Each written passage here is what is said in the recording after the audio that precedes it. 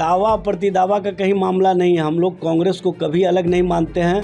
कांग्रेस को बताना चाहिए कि वो बिहार में किसके साथ रहना चाहती है। कि भारत का भविष्य तभी सुरक्षित रह सकता है जब सभी विपक्षी दल एक होकर के चुनाव लड़ें। जातीय जनगणना पर राज्य सरकार स्थिति स्पष्ट नहीं करती है तो हम पटना से दिल्ली तक पद यात्रा करेंगे और उनके इस घोषणा के 24 घंटे के अंदर माननीय मुख्यमंत्री जी ने नेता प्रतिपक्ष से बात की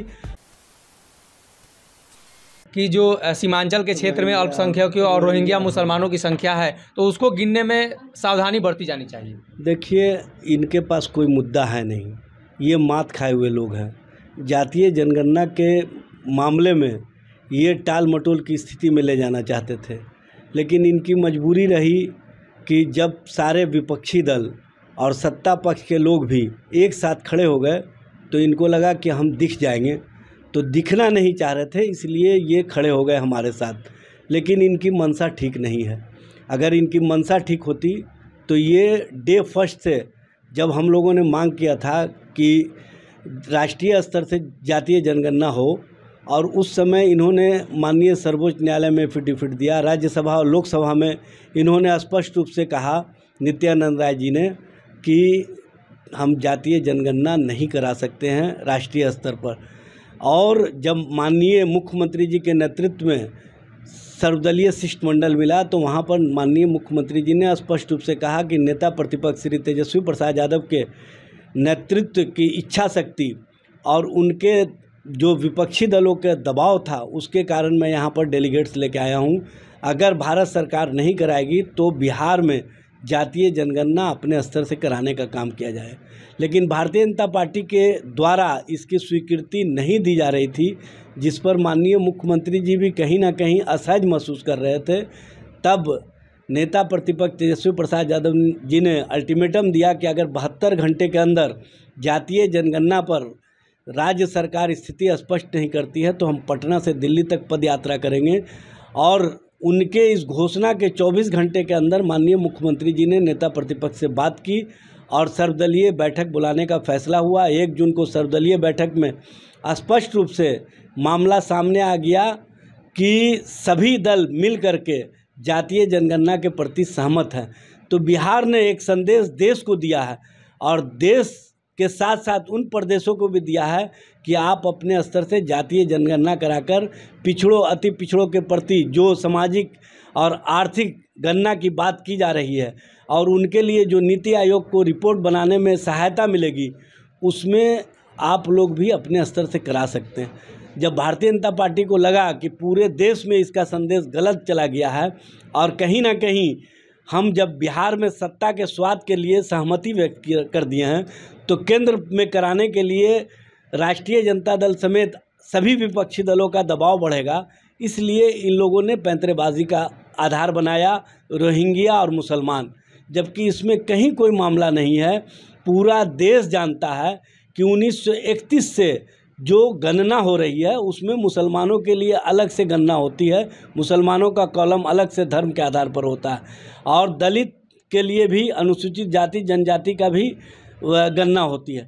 सिर्फ पिछड़ा अति पिछड़ा और समाज के जो लोग हैं उनकी गणना नहीं होती थी, उसके गणना के लिए हम लोगों ने दबाव बनाया, तब इनकी पोल खुल गई और ये अब रोहिंग्या का बहाना कर रहे हैं। रोहिंग्या जैसी स्थिति कहीं नहीं है।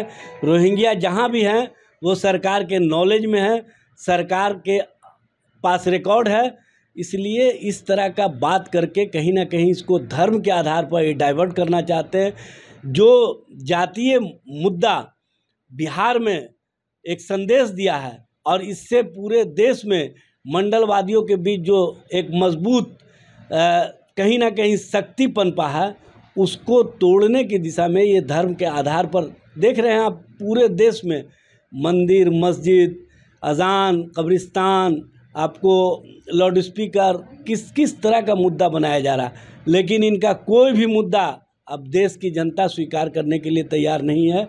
और आप देखेंगे कि देश में एक नए तरह का राजनीति का सूत्रपात बिहार से जो जातीय जनगणना के संबंध में हुआ है ये पूरे राष्ट्र को एक नया जन आंदोलन के रूप में देने का काम करेगा।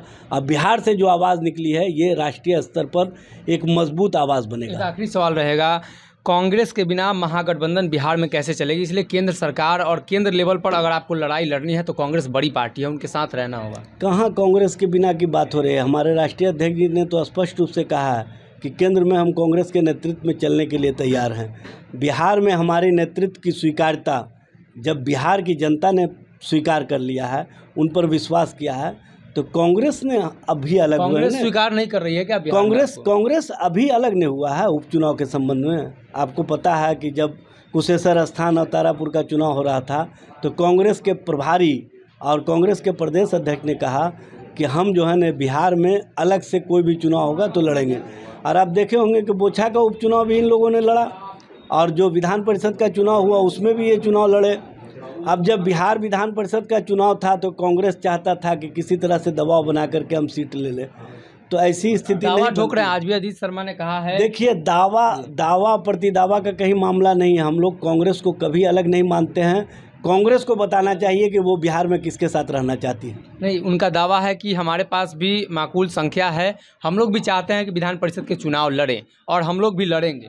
अब लड़ने के लिए लोकतंत्र में कोई किसी को रोका है क्या? लड़ करके तो देख लिए कुशेश्वर स्थान में क्या स्थिति हुई, तारापुर में क्या स्थिति हुई, बोछा में क्या स्थिति हुई, नोटा से भी कम वोट आया।